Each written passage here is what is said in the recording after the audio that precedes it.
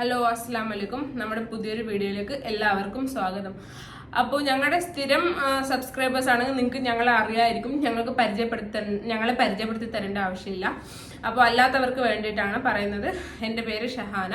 ഞാൻ ലക്ഷദ്വീപിലെ ആന്ധ്രദ്വീപിലാണ്. ഇതെൻ്റെ ഉമ്മയാണ്. ഉമ്മാൻ്റെ പേര് മുംതാസ് എന്നാണ്. ഓക്കെ, ഞങ്ങൾ ശരിക്കും ലക്ഷദ്വീപുകാരാണ്. ഞങ്ങളിപ്പോൾ എടപ്പള്ളി നമുക്ക് വീടുണ്ട്. അപ്പോൾ നമ്മൾ ഇവിടെ എടപ്പള്ളിയിലാണ് താമസിക്കുന്നത്. നമ്മളിപ്പോൾ കണ്ടിന്യൂസ് ആയിട്ട് വീഡിയോ ഇട്ടിട്ട് കുറേ കാലമായി. കാരണം അതിന് നമുക്ക് കുറേ കാരണങ്ങളുണ്ട്. എന്തൊക്കെയാണ്? ഫസ്റ്റ് എൻ്റെ അനിയത്തിയുടെ മോന് അസുഖമായിട്ട് തന്നെയാണ് നമ്മൾ വീഡിയോ ഇടാനുള്ള ഒരു മൂഡും ഒന്നുമില്ലായിരുന്നു. നമ്മൾ ലക്ഷദ്വീപിൽ പോയിട്ടുണ്ടായിരുന്നു. ഇപ്പോൾ ഇലക്ഷന് വേണ്ടിയിട്ട് നമുക്ക് 19-ാം തീയതി ആയിരുന്നു ഇലക്ഷൻ. ഞങ്ങളുടെ കഴിഞ്ഞ വീഡിയോ കണ്ടാൽ മനസ്സിലാവും. ഞങ്ങൾ ലക്ഷദ്വീപ് പോയിട്ടുണ്ടായിരുന്നു. അപ്പോൾ ഞങ്ങൾ ഒരുപാട് വീഡിയോസ് ഒക്കെ എടുക്കണം, ദ്വീപിനെ കുറിച്ച് ചോദിച്ചവർക്ക് വേണ്ടി ഒരുപാട് ഇങ്ങനെ വീഡിയോസ് ഒക്കെ എടുക്കണം എന്ന് വിചാരിച്ചിട്ടുണ്ടായിരുന്നു. മുമ്പുള്ള വീഡിയോയിൽ നമ്മൾ പറയാൻ ചെയ്തിട്ടുണ്ടായിരുന്നു. പക്ഷെ നമുക്ക് അതൊന്നും പറ്റിയില്ല. കാരണം അവൻ ഒട്ടും സുഖയില്ലാണ്ട് വെന്റിലേറ്ററിലൊക്കെ ആയിരുന്നു. അതുകൊണ്ടാണ് നമ്മളൊന്നും ചെയ്തത്. ഇപ്പൊ അൽഹംദുലില്ലാ കുറച്ച് ബെറ്ററായി വരുന്നുണ്ട്. ഫുള്ളായിട്ട് മാറിയെന്ന് പറയാൻ പറ്റില്ല. അവന് വേണ്ടി നിങ്ങൾ എല്ലാവരും ദുആ ചെയ്യാ. ഗൾഫിലൊക്കെ ഉള്ള മക്ക, അതുപോലെ സൗദി അറേബ്യ ആ ഭാഗത്തുള്ള ആരെങ്കിലും നമ്മുടെ വീഡിയോസ് കാണുന്നുണ്ടെങ്കിൽ എന്തെങ്കിലും പോവുകയാണെങ്കിൽ അവിടെ വെച്ചൊക്കെ നിങ്ങൾ ദുആ ചെയ്യണം മോന് വേണ്ടി. അവൻ എത്രയും പെട്ടെന്ന് ഷിഫ ആവട്ടെ. അപ്പോ നമുക്ക് ഇന്നത്തെ ടോപ്പിക്കിലേക്ക് കടക്കാം. ഇന്നത്തെ കുറച്ച് സീരിയസ് ആയിട്ടുള്ള ടോപ്പിക്കാണ് കേട്ടോ. നമ്മൾ ഇതിനെക്കുറിച്ച് സംസാരിക്കണം എന്നൊന്നും വിചാരിച്ചല്ല. പക്ഷെ നമുക്ക് ഇതിനെക്കുറിച്ച് സംസാരിക്കാതെ പറ്റില്ല. ഞങ്ങളിപ്പോ ദ്വീപിൽ പോയപ്പോ ഞങ്ങൾ അത്രയും കഷ്ടപ്പെട്ടിട്ടാണ് ഇവിടെ വന്നെത്തിയത്. അതുകൊണ്ട് എന്തായാലും ഈ വീഡിയോ ചെയ്യാണ്ട് നമുക്ക് പറ്റില്ല, അല്ലെ? അതെ, നമുക്ക് തന്നെ എന്താ പറയാ, ചെയ്തില്ലെങ്കിൽ ഒരു കുറ്റബോധമായിരിക്കും. ഇത് എന്തായാലും ചെയ്യണം. അപ്പൊ നമുക്ക് അധികം ലാഗ് അടിപ്പിക്കണ്ട. എന്തായാലും നമുക്ക് വീഡിയോയിലേക്ക് കടക്കാം. അപ്പോൾ നിങ്ങൾ കേരളത്തിലുള്ള കുറച്ച് പേരെങ്കിലും നമ്മുടെ വീഡിയോസ് കാണുന്ന 1-2 പേരെങ്കിലും ന്യൂസിലൊക്കെ കണ്ടിട്ടുണ്ടാവും ലക്ഷദ്വീപിൽ ഇപ്പോൾ നടക്കുന്ന കുറച്ച് ഇഷ്യൂസ് ഒക്കെ. അതായത് ഈ കപ്പലിന്റെ ഇഷ്യൂസ്, നമുക്ക് പോവാൻ ടിക്കറ്റ് ഇല്ല, അവിടെ സമരവും കാര്യങ്ങളും, അങ്ങനത്തെ കുറച്ച് ഇഷ്യൂസ് ഒക്കെ ന്യൂസിലൊക്കെ വന്നിട്ടുണ്ടായിരുന്നു അല്ലേ? അപ്പോൾ അതിനെക്കുറിച്ച് കുറച്ച് പേരെങ്കിലും കണ്ടിട്ടുണ്ടാവും എന്ന് വിശ്വസിക്കുന്നു. അപ്പോൾ നമുക്കും അറിയാം ഇങ്ങനെ ടിക്കറ്റിന്റെ പ്രശ്നങ്ങളൊക്കെ നടക്കുന്നുണ്ട്. പക്ഷെ നമുക്ക് ബാപ്പ ജോലിയിലായത് കാരണം നമുക്ക് എങ്ങനെയെങ്കിലുമൊക്കെ ടിക്കറ്റ് കിട്ടും. എമർജൻസി കോട്ടയോ അങ്ങനെ നമുക്ക് ടിക്കറ്റൊക്കെ കിട്ടാറുണ്ടായിരുന്നു. ഇപ്പൊ ബാപ്പ റിട്ടയർഡ് ആയി. അതിനുശേഷം ഇപ്പൊ നമ്മൾ കുറച്ചായാലും യാത്രയൊക്കെ അങ്ങനെ ചെയ്തിട്ട് കുറേ ആയി. ഇപ്പോഴാണ് കുറെ മാസങ്ങൾക്ക് ശേഷം ഞങ്ങൾ ദ്വീപിൽ പോയത്. ഞങ്ങള് ഇപ്പൊ ദ്വീപിൽ പോയതാണ്. അപ്പോൾ ഇപ്പോഴാണ് നമുക്ക് ഇതിന്റെ ആ ഒരു സീരിയസ്നെസ്സും ബുദ്ധിമുട്ടും ഒക്കെ നമുക്ക് ശരിക്കും മനസ്സിലാവുന്നത്. അപ്പോൾ അതിനെ കുറിച്ചാണ് നമ്മളിപ്പോ സംസാരിക്കാൻ വേണ്ടി പോകുന്നത്. ഇത് നമ്മൾ സംസാരിച്ചു എന്ന് വെച്ച് ഇതില് വലിയ ഉപകാരം ഒന്നും ഉണ്ടാവും നമുക്ക് അറിയില്ല. അതുകൊണ്ട് എന്തെങ്കിലും ഗുണം ഉണ്ടാവുമെന്ന് നമുക്കറിയില്ല. പക്ഷെ നമുക്ക് എന്താ പറയുക, നമ്മുടെ പ്രതിഷേധം അറിയിക്കാനായിട്ടാണ്. അതെ, നമ്മൾ ഈ വീഡിയോ ആരെങ്കിലും കണ്ട് ഷെയർ ചെയ്ത് ഇതിന് എന്തെങ്കിലും ഒരു തീരുമാനമായാലോ. നമുക്ക് അതിലൊന്നും നമുക്ക് വലിയ വിശ്വാസമില്ല. എന്നാലും നമുക്ക് നമ്മുടെ ഒരു സമാധാനത്തിന് വേണ്ടിയിട്ടാണ് ഇങ്ങനെ ഒരു വീഡിയോ ചെയ്യാന്ന് വിചാരിച്ചത്. അപ്പോ കാര്യം എന്താന്ന് വെച്ചാല്, ഇപ്പോ ഒന്നാമത് ലക്ഷദ്വീപില് എത്ര കപ്പൽ ഓടുന്നുണ്ട്? 4 കപ്പൽ ഓടുന്നുണ്ട്. കവരത്തി, MV കവരത്തി ഉണ്ട്, MV ലഗൂൺസ് ഉണ്ട്, MV കോറൽസ് ഉണ്ട്, പിന്നെ അറേബ്യൻ സീ ഉണ്ട്, പിന്നെ അതുപോലെ സ്പീഡ് വെസലുണ്ട്. സ്പീഡ് വെസൽ കൊച്ചിയിലേക്ക് സർവീസ് ഒക്കെ ഉണ്ട്.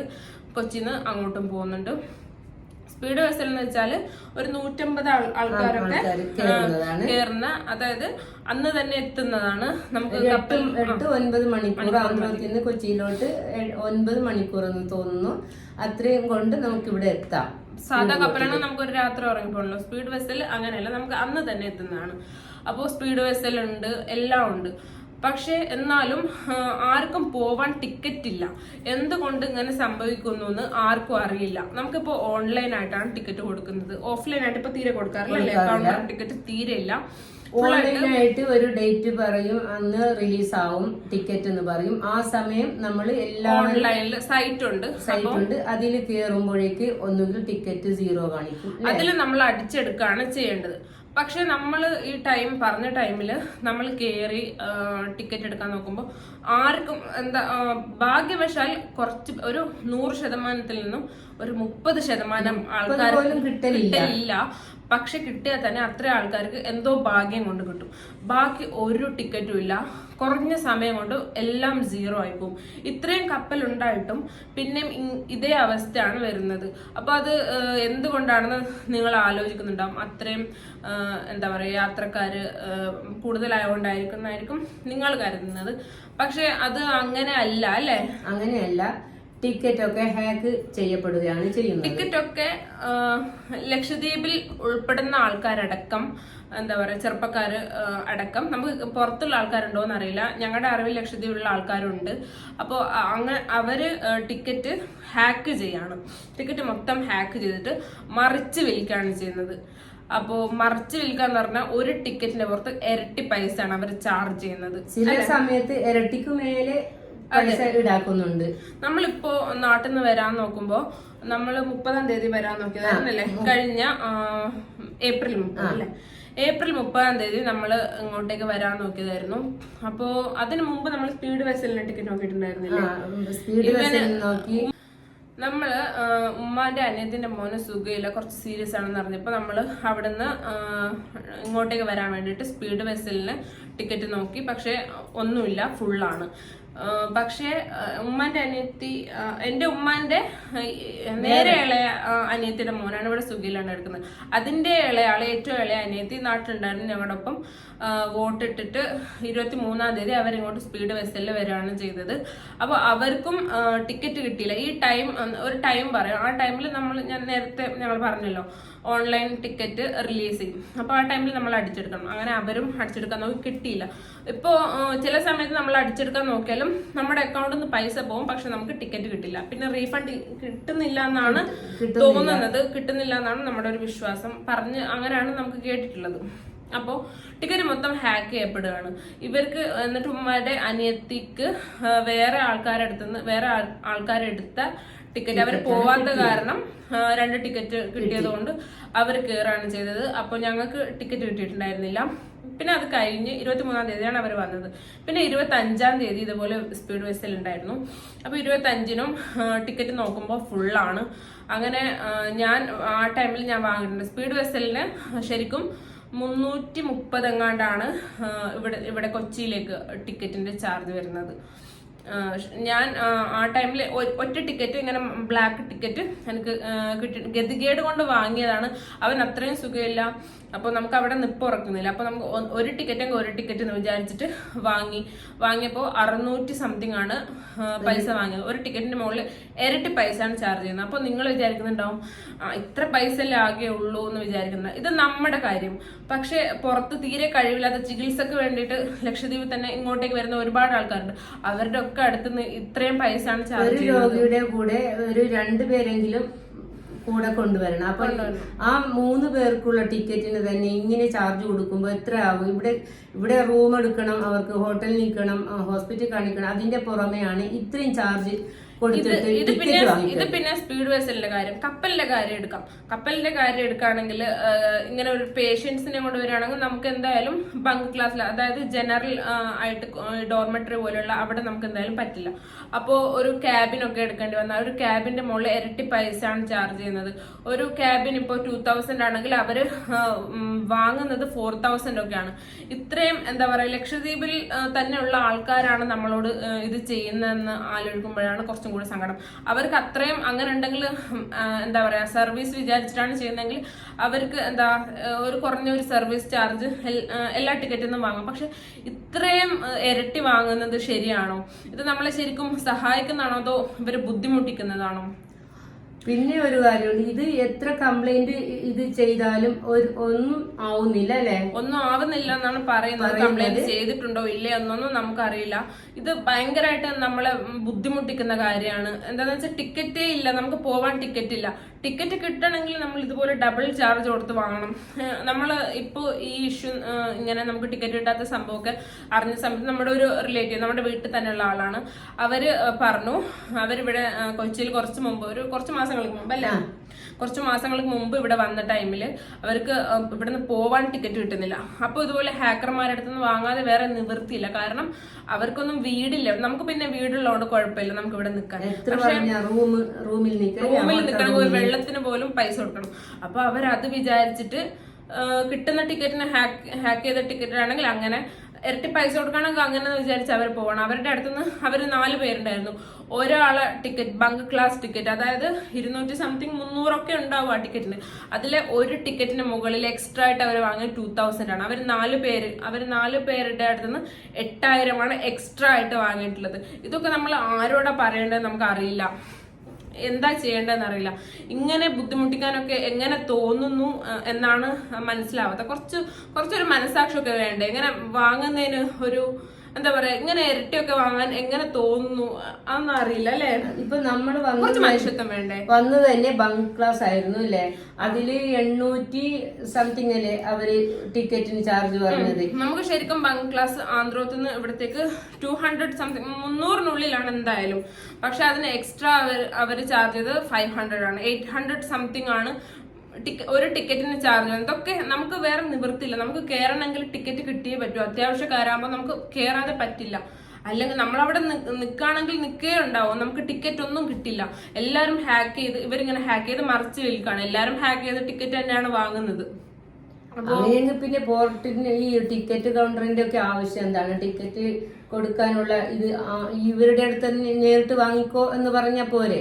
ഇതാണ് എല്ലാവർക്കും ചോദിക്കാനുള്ളത്. എന്തിനാണ് ഇങ്ങനെ ഒരു പോർട്ടിന്റെ ആവശ്യം? പിന്നെ ഹാക്കേഴ്സിന്റെ കയ്യിൽ തന്നെ ആ സൈറ്റ് അങ്ങ് കൊടുത്താൽ പോരെ? അവർക്ക് തോന്നുന്ന വിലക്ക് വിൽക്കാനാണെങ്കിൽ പിന്നെ എന്തിനാണ് ഇങ്ങനെ ഒരു ചാർജ് വെക്കുന്നത്? നമുക്ക് അറിയില്ല. ഇത് എല്ലാവർക്കും അറിയുന്ന സംഭവമാണ്. പോർട്ടിലുള്ള ആൾക്കാർക്ക് വരെ ഇതറിയാം. ഇതിനെതിരെ പ്രതികരിക്കാൻ ആരും തയ്യാറാവുന്നില്ല എന്നുള്ളതാണ്. അവര് പോലും ഒന്നും ഒരു മുൻകൈ എടുത്തൊന്നും ചെയ്യുന്നില്ല.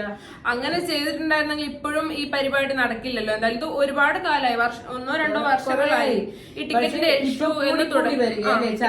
ഇഷ്യൂ എന്ന് തുടങ്ങിയോ അന്ന് മുതലുണ്ട് ഈ ഹാക്ക് ചെയ്ത ടിക്കറ്റ്, ഈ ബ്ലാക്ക് ടിക്കറ്റ് കൊടുക്കുന്ന പരിപാടി. ഇതിനെതിരെ ആരും പ്രതികരിക്കാനില്ലേ? നമുക്ക് ഇങ്ങനെ ഒരു എക്സ്പീരിയൻസ് വന്നപ്പോഴാണ് നമുക്ക് മനസ്സിലായത് ഇത് ഇത്രത്തോളം ഉണ്ട്. അന്ന് തന്നെ നമ്മൾ കപ്പലിൽ ഇരുന്ന് തീരുമാനിച്ചാണ് ഇതിനെതിരെ എന്തായാലും നമുക്ക് വീഡിയോ ചെയ്യണം. ഇത് ചെയ്തിട്ട് നമുക്ക് പ്രത്യേകിച്ച് ചെയ്തുകൊണ്ട് ഒന്നും ആവില്ല എന്നും ഒരു ഉപകാരം ഉണ്ടാവില്ല എന്നും ഞങ്ങൾക്ക് അറിയാം. ഇത്രയെങ്കിലും ദ്വീപുകാർക്ക് വേണ്ടി ഞങ്ങൾ ചെയ്യണം എന്നുള്ള തോന്നൽ കൊണ്ടാണ് ഒരുപാട് ദ്വീപിലുള്ള ആൾക്കാരുടെ വോയിസ് ആയിട്ടാണ് നമ്മളിത് പറയുന്നത്. എന്താ പറയാ, അപ്പൊ ആരും മുന്നോട്ട് വരുന്നില്ല എന്നുള്ളതാണ് സത്യം. ആരും ഇതിനെതിരെ പ്രതികരിക്കുന്നതും കാണുന്നില്ല. ചിലപ്പോ നമുക്ക് അറിയില്ല, അറിയാത്ത കൊണ്ടായിരിക്കുമോ ഒന്നും അറിയില്ല. പക്ഷെ നമ്മൾ കണ്ടിട്ടില്ല അല്ലെ, ഇതിനെതിരെ ആരും പ്രതികരിക്കുന്നത് കണ്ടിട്ടില്ല. പക്ഷെ ഞങ്ങൾക്ക് എന്തായാലും ഇതിനെ കുറിച്ച് എന്തെങ്കിലും പറയാണ്ടിരിക്കാൻ പറ്റൂല എന്നുള്ള ഒരു സ്ഥിതി വന്നപ്പോഴാണ് ഞങ്ങൾ നിങ്ങളായിട്ട് ഇത് ഷെയർ ചെയ്യുന്നത് അല്ലെ. എത്രയോ പാവപ്പെട്ട ആൾക്കാരുണ്ട് ദ്വീപില് ചികിത്സക്ക് വേണ്ടി. ഇവിടെ വന്നാൽ തന്നെ എത്ര പൈസ ആണ് അവരുടെ അടുത്ത് നിന്ന് ചെലവാകുന്നത്. അവർക്ക് റൂം, ഞാൻ പറഞ്ഞല്ലോ വെള്ളത്തിന് വരെ പൈസയാണ്. അപ്പൊ ഫുഡ്, ഒരു ഫാമിലിയിൽ ഒരു 4 പേരുണ്ടെങ്കിൽ 4 പേർക്ക് വെള്ളം, ഫുഡ്, താമസം, ഇതിനൊക്കെ എത്ര പൈസ ചെലവാകും. ഇതൊക്കെ ദ്വീപിൽ വളർന്നു വന്ന ആൾക്കാർക്ക് നന്നായിട്ട് അറിയാം. എന്നിട്ട് അവര് തന്നെയാണ് ഈ ഇങ്ങനത്തെ മനുഷ്യത്വരഹിതമായ കാര്യം ചെയ്യുന്നത്. ഇതിപ്പോ നമ്മൾ ചെയ്തോണ്ട് നമ്മളെ എന്താ പറയാ ഭീഷണിപ്പെടുത്തോ എന്ത് ചെയ്താലും നമുക്ക് ഒരു കുഴപ്പമില്ല. നമുക്ക് അതിനെ പേടിയില്ല. ഞങ്ങൾ ബുദ്ധിമുട്ട് കൊണ്ടാണ് ഞങ്ങൾ ഇത്രയും, ഞങ്ങളുടെ ബുദ്ധിമുട്ട് സങ്കടം കൊണ്ടാണ്. പക്ഷെ നമ്മളെക്കാളും കഷ്ടപ്പെടുന്ന ഒരുപാട് ദ്വീപുകാരുണ്ട്. അപ്പൊ പിന്നെ അവരുടെ ഒക്കെ വോയിസ് ആയിട്ടാണ് ഞങ്ങൾ നിങ്ങളുടെ മുമ്പിൽ അവതരിപ്പിക്കുന്നത്. എന്നാലും ഞങ്ങളെ കുറിച്ച് എന്തെങ്കിലും പറഞ്ഞാൽ ഞങ്ങൾക്ക് കുഴപ്പമില്ല. ഇതിനൊരു പരിഹാരം ആവണം അല്ലേ? ആവുകയാണെങ്കിൽ ആവട്ടെ.